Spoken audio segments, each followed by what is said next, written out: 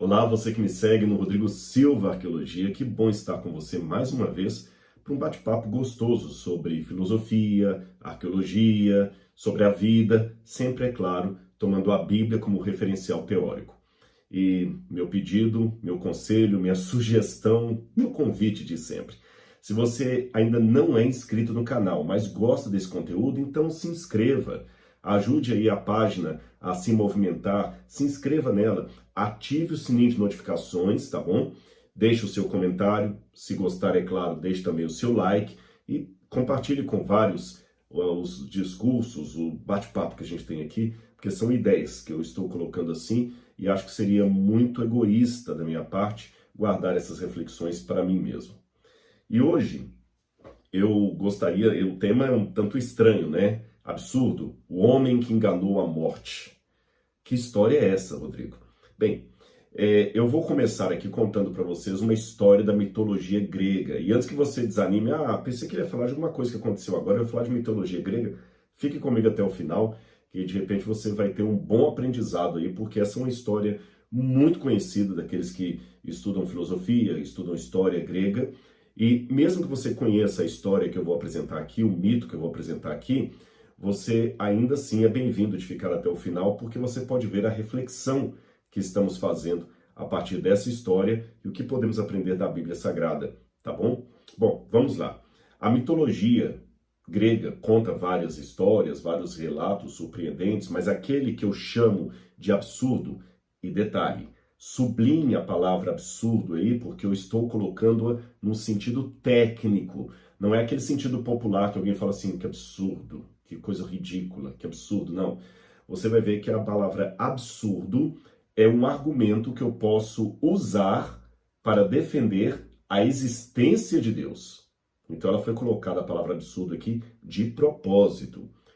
E o mito com o qual eu abro a nossa discussão, nosso bate-papo hoje, é o mito grego de Sísifo. Quem foi Sísifo? De acordo com a mitologia grega, Sísifo foi rei de Tessália, e além de ser o rei de Tessália, ele também fundou a cidade que posteriormente se chamaria Corinto. Então ele é o fundador também de Corinto, cidade que também recebeu cartas do apóstolo Paulo. Então estou contando uma história grega que está ambientada em lugares por onde Paulo passaria e deixaria ali a mensagem do Evangelho. E o que tem a ver Sísifo, então? Qual é a história dele? Bom, como eu falei, ele era rei de Tessália, fundou Corinto, e Sísifo era um camarada muito inteligente, esperto, espertalhão, sabe? Daquele tipo que é especialista em aplicar 171 aí nas pessoas. E um dia ele estava tranquilo lá no seu palácio, olhando o céu, quando ele viu uma águia voando, uma águia gigante, trazendo nas garras uma moça, uma jovem e bela moça. E ele viu a águia voando para o horizonte e ele acompanhou a águia e viu o local onde a águia entrou e levou a moça para lá.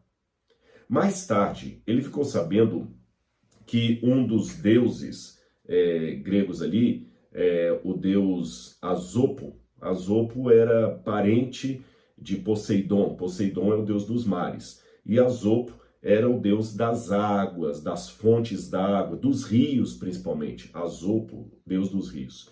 E Asopo estava desesperado porque a filha dele havia sido sequestrada. Na mesma hora, o Sísifo fez uma ligação, poxa, a filha de Asopo foi sequestrada. Eu vi uma águia passando, levando uma menina, é a filha dele. Eu vou ganhar média com esse deus aí e vou ganhar os favores dele. Ele chegou para Asopo e falou, Asopo, eu tenho uma revelação para lhe fazer. Eu vi a sua filha, vi o sequestrador e vi onde ele a está guardando. Asopo, onde? Ele falou, eu conto, mas com um pedido em troca. Eu sei, você vai querer riquezas, fortunas e tudo mais. Pedidos que ele já estava esperando receber. Mas lembra que eu falei que Sísifo era muito esperto. Ele falou, não quero nada para mim.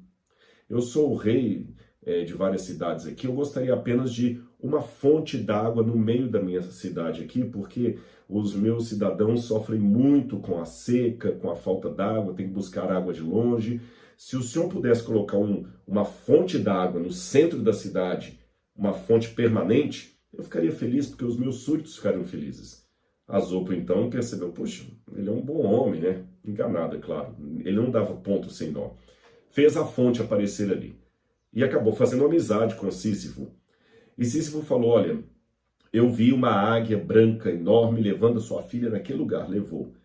E Azopo foi lá e pegou a filha dele de volta. Só que, nesse meio tempo, descobriu-se que a águia que havia levado a filha de Azopo sequestrada era nada mais, nada menos que Zeus, o chefe de todos os deuses do Olimpo. E a fofoca correu solta, naquela época já tinha isso, e em todo o Olimpo falaram que Zeus tinha sequestrado a menina porque ele tinha se apaixonado por ela. E você sabe, Hera, a irmã de Zeus, tinha como característica o ciúme em excesso. E ciúme justificado, porque Zeus vivia pulando a cerca. Então Hera criou um barraco no Olimpo com Zeus, e Zeus ficou irado, porque além dele perder a amante que ele estava tendo, ele agora tinha o problema da mulher ali, criando um inferno em pleno Monte Olimpo. Então Zeus quis saber quem foi a pessoa que o denunciou. Quando ele descobriu que era Sísifo, ele mandou o deus Thanatos, que era o deus da morte, ir lá e matar Sísifo e levá-lo para o inferno.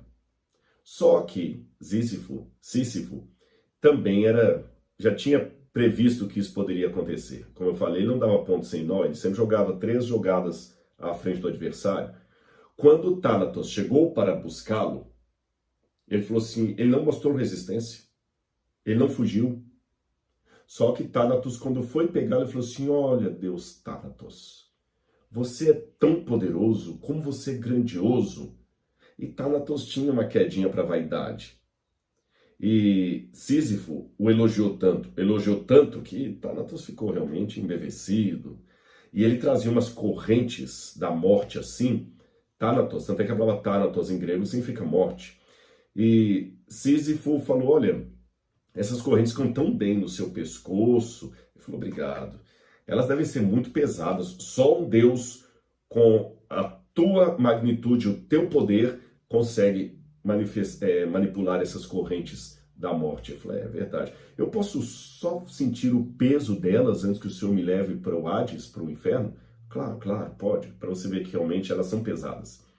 Quando Sísifo pegou as correntes, ele pegou, admirou e as jogou de volta em Thanatos. Jogou de tal maneira que, por serem correntes mágicas, elas aprisionaram Thanatos. Ele ficou preso. Ele enganou a morte.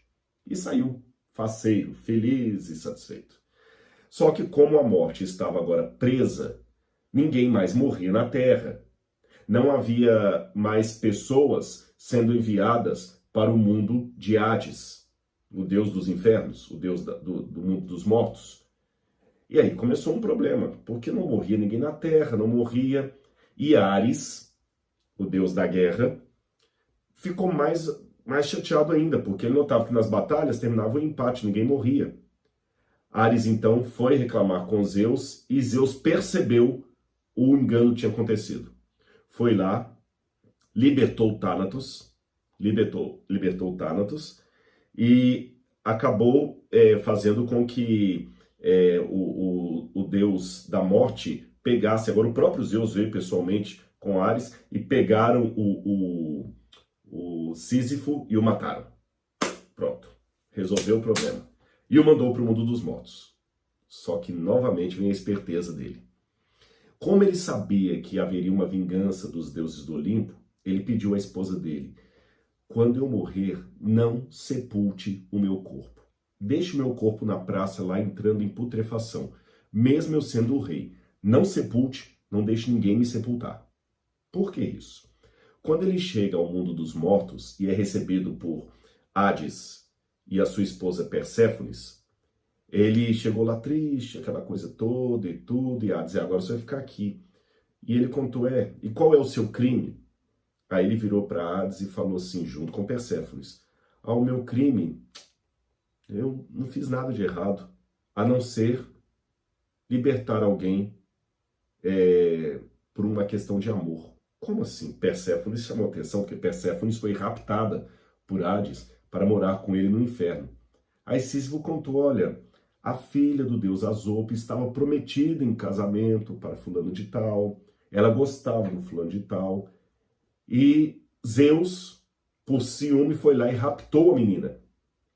Eu então fiquei com tanto dó dela que eu acabei entregando onde que ela estava escondida. E Zeus, para vingar, me mandou para cá, por uma questão de amor.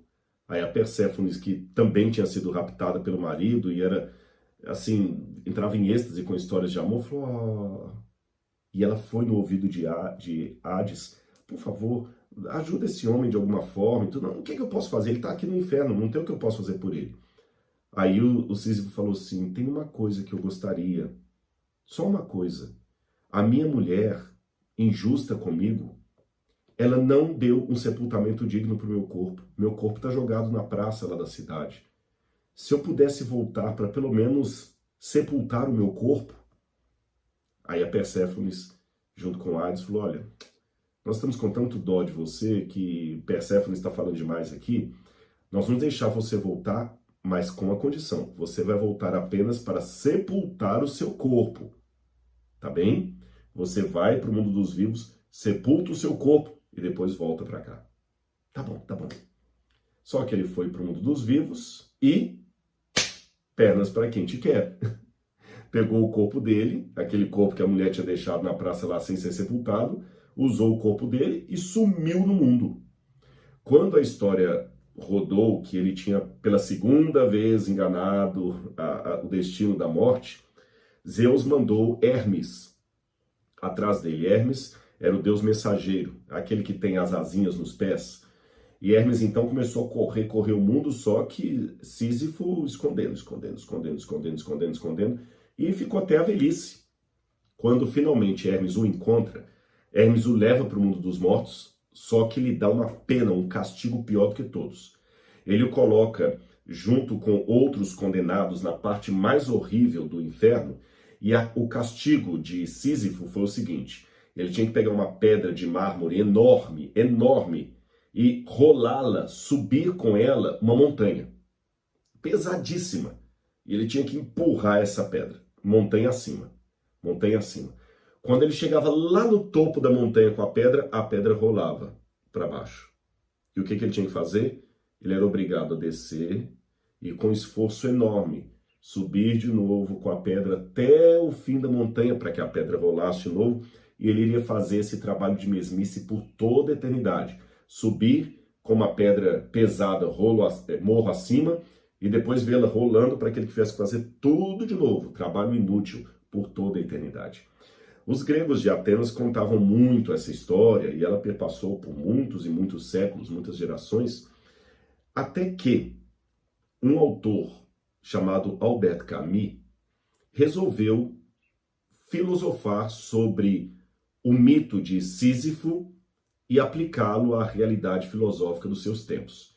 Albert Camus viveu mais ou menos ali na época da Segunda Guerra Mundial, ele até ganhou o Prêmio Nobel de Literatura, é um autor formidável. Ele era cético, pelo menos no início da sua filosofia você vê um Albert Camus muito cético. Depois parece que ele vai mudando um pouquinho e há até relatos de alguns que no final das contas ele terminou a vida acreditando em Deus. Eu falo um pouco sobre Albert Camus no meu livro O Ceticismo da Fé, e eu até intitulo esse capítulo aqui do Camus sobre Tocados pelo Absurdo, porque absurdo é uma palavra que Camus vai usar para pegar o mito de Sísifo como plataforma para a ideia filosófica dele. E até o título do livro de Camus é O Mito de Sísifo. E é muito bom esse livro, leiam, é interessante, mesmo vindo da pena de um autor descrente, mas audacioso, sabe? Até eu coloquei aqui um encontro com Camus, aí eu escrevo aqui, lembra-me do fascínio que tive ao ler pela primeira vez os escritos de Albert Camus. Seus dilemas tinham semelhanças com os meus, embora por fim tenha optado pela crença, enquanto ele não sei dizer. É difícil afirmar com certeza se Camus era ateu ou agnóstico e se morreu nesta condição. Aí eu vou destrinchando um pouquinho o mito de Sísifo e o que Camus apresenta. O livro dele tem capítulos curtos ali, mas muito precisos. Ele começa falando, na verdade, ele só vai falar do mito de Sísifo no último capítulo, embora esse seja o título da obra dele. Ele começa a falar ali no início do capítulo sobre o absurdo. E o que é o absurdo? O Camus falou que nós, de certa forma, procuramos sentido num mundo sem sentido. Porque partindo do pressuposto que não exista Deus, que não exista transcendência, que não exista vida eterna, a nossa vida aqui realmente é uma mesmice. A gente só fica buscando a mesma coisa. O Camus, ele descreve as pessoas dentro do bonde, sabe, assim, com enfado. Interessante, nos anos 40, ele já via as pessoas no bonde com o mesmo enfado que eu posso vê-las hoje no metrô de São Paulo. Todo mundo sentado ali com seu fone de ouvido, algumas cochilando, outras mexendo no celular, umas poucas lendo, outras olhando para o nada. Hoje 90% sempre mexendo no celular. Mas uma mesmice que no dia seguinte vai repetir tudo de novo. Aquele mantra da vida diária, semelhante ao que o livro de Eclesiastes citou como sendo um correr atrás do vento, não há nada de novo debaixo do sol. E essa é a parte que ele abre o livro, A Filosofia do Absurdo. Por que que ele diz isso? Porque, embora a vida seja uma mesmice, nós não acostumamos com isso. Nós não acostumamos com isso. E Camus foi audacioso, porque numa época em que as pessoas não queriam saber de transcendência, ele faz perguntas que estão além da matéria. Por que estamos inconformados? Por que não somos como abelhas? As abelhas também trabalham com a mesmice, abelhas operárias, a abelha soldado, a abelha rainha, o zangão, mas você não tem nenhuma revolta das abelhas que não aceitam o papel dela. Toda colmeia tem o mesmo processo. E tá tudo bem, mas nós até seguimos o mantra do mesmo processo, mas há algo em nós que nos deixa inconformados. Esse que é o absurdo. Por que nós não nos conformamos? Aí depois ele fala um pouquinho sobre o absurdo do raciocínio humano e da nossa busca por uma plenitude que a gente não tem aqui. Ele navega sobre outros autores, como Sartre, não Sartre, eu vou citar, daqui a pouquinho eu lembro, outros autores que ele vai mencionando ali, Hegel, por exemplo, e ele vai trabalhando esses autores e vai mostrando como é que todos eles tentam criar uma panaceia para uma doença aparentemente incurável, a dor de existir. Aí na continuidade, ele fala também do absurdo do homem, o absurdo do homem que tenta criar, por exemplo, caminhos para driblar essa dor, esse absurdo da mesmice. E toda hora que fala mesmice, Camus está preparando o leitor para o mito de Sísifo. Nós nos sentimos como se estivéssemos todos os dias empurrando uma pedra para o alto do morro, e ela rola e a gente tem que fazer isso de novo, geração após geração. Buscando, sei lá, o pote de ouro no fim do arco-íris, que não existe, mas a gente está sempre indo lá buscar, sempre indo lá buscar, dia após dia. É um inferno isso. É um mito de Sísifo. Até o Camus ele faz uma demonstração, ele trabalha, por exemplo, com as artes, e realmente, quando você lê aquilo ali, você fica pensando, por que o ser humano faz obras de arte? Acontece um atentado terrorista num lugar, eles fazem uma placa, uma praça, um monumento, um sujeito está apaixonado, ele cria um poema, um romance, isso nos fascina. Esse ato humano, bem humano, de criar obras de arte, é uma demonstração da nossa inconformidade com esse sistema de mesmice, esse sistema de Sísifo, que nós estamos sempre rolando a pedra e ela volta, subimos com ela volta. A gente faz isso todos os dias, geração após geração, mas nós não nos acostumamos. Ele até dizia, o Camus, se o mundo fosse suficientemente claro, a arte não existiria. A arte existe justamente porque nós estamos num mundo absurdo, um mundo que não faz sentido. Mas nós buscamos sentido no mundo que não faz sentido. Aí, finalmente, ele fala da criação do absurdo e termina com o mito de Sísifo. Aí vem uma nota interessante, até com um certo... Tem um otimismo por um lado em Camus, mas tem um pessimismo no outro. O otimismo é o seguinte, ele fala que talvez essa mesmice podia nos levar para o suicídio, porque nós temos duas alternativas, o suicídio ou a busca. Aí ele fala, não, o suicídio não é a alternativa. O suicídio não é. A alternativa é a rebeldia, é a inconformidade. Aí ele fala do mito de Sísifo e para por aí.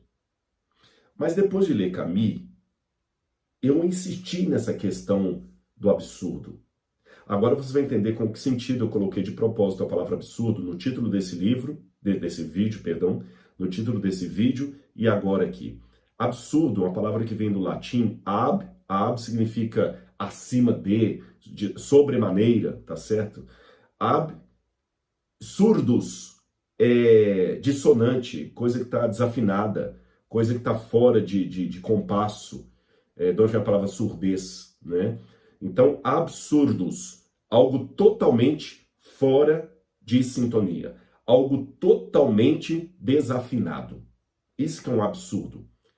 Mas eu comecei a pensar, agora eu já saí de Camus, mas junto com Camus e Sísifo eu estou construindo minha própria filosofia aqui para vocês.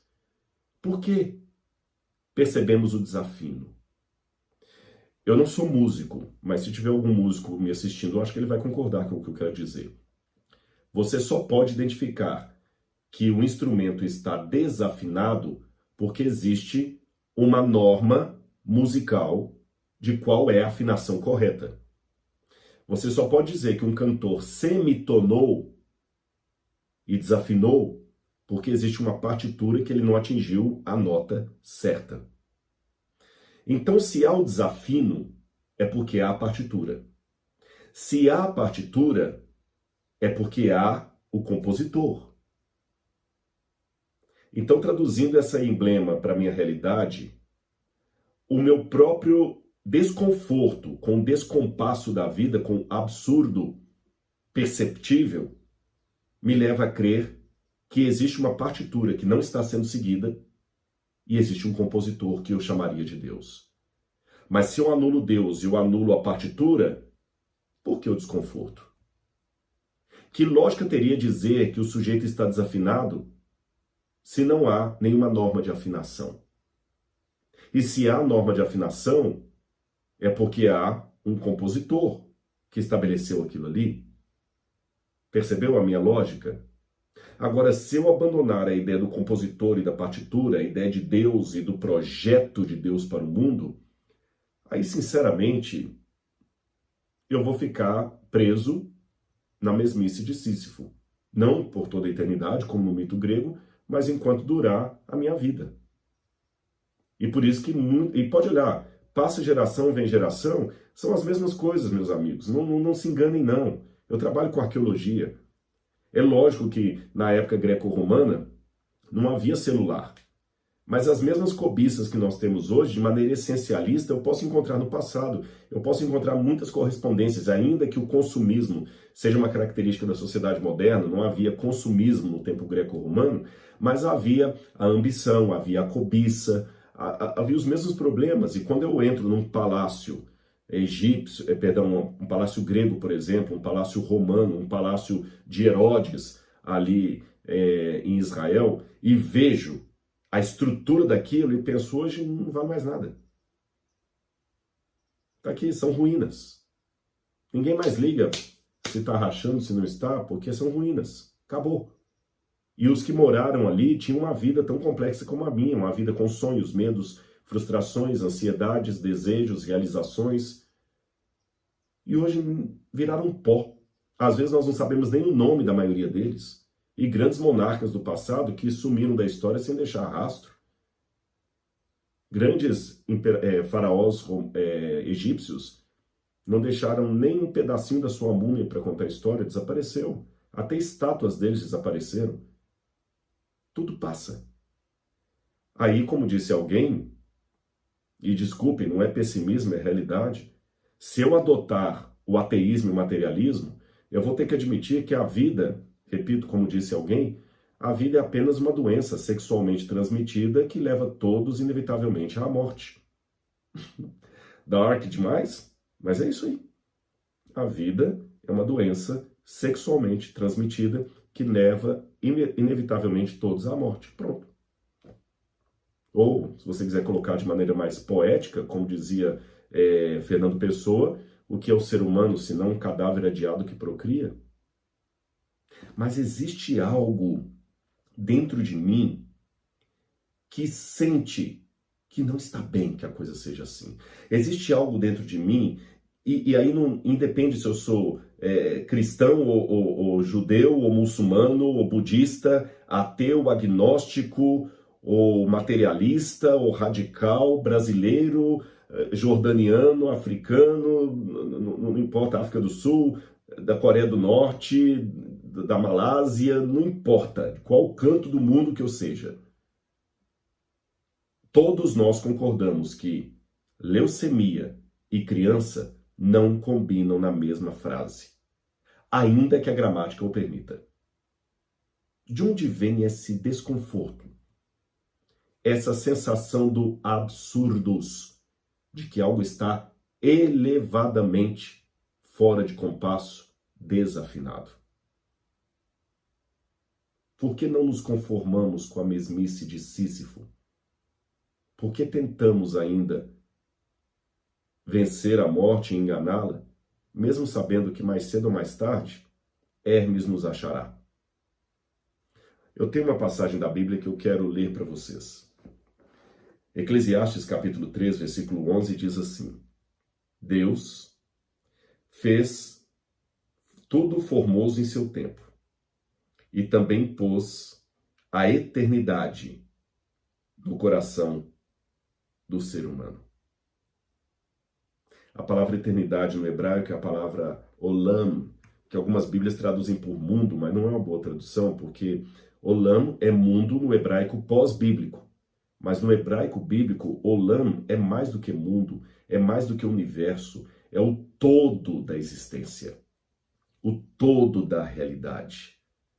Realidade, outra palavra muito importante que vem desde Duns Scotus, realitas, o que realmente existe, o que realmente há. T.S. Eliot dizia que o ser humano não suporta por muito tempo a realidade. Por que o ser humano não suporta por muito tempo a realidade? É porque ele insiste em viver como se Deus não existisse. Ainda que formalmente se diga crente e religioso, mas na prática se traduz num ateu. Ele diz acreditar em Deus, mas vive como se Deus não existisse, como se não houvesse céu, como se não houvesse eternidade, como se não houvesse as promessas que Deus fez aos seus filhos, especialmente pela teologia cristã, que nós temos a promessa da salvação pela graça de Jesus. Quando você vive como se essas coisas não existissem, aí realmente você entra em pânico, porque tudo indica que a sua vida é só essa. É uma vida de enfado, uma vida de subir com pedra morro acima, deixar rolar morro abaixo, subir com a pedra morro acima, deixar rolar morro abaixo, nesse sistema cíclico de Sísifo, que nos condena a ficar com as mesmas repetições dos nossos ancestrais, sabendo que amanhã alguém também vai nos sepultar. Eu vou ao asilo e vejo lá alguém bem velhinho, precisando de ajuda para poder até ir ao banheiro, mas às vezes me esquecendo que amanhã serei eu. E se a vida for só isso, aquele velhinho que hoje está com Alzheimer, que está precisando de alguém até para ajudá-lo nas necessidades fisiológicas, ele no passado foi tão vivo como eu e amanhã será aquilo. E pior, depois eu vou morrer. E quando morrer, acabou. Aí qual a alternativa que as pessoas buscam sem Deus? A alienação. É por isso que bebida alcoólica, cigarros, drogas e entretenimento barato fazem mais sucesso do que o evangelho, porque consegue alienar a mente. A droga faz você parecer que você não está no inferno de Sísifo, porque durante aquele momento ali você fica noiado, tudo beleza.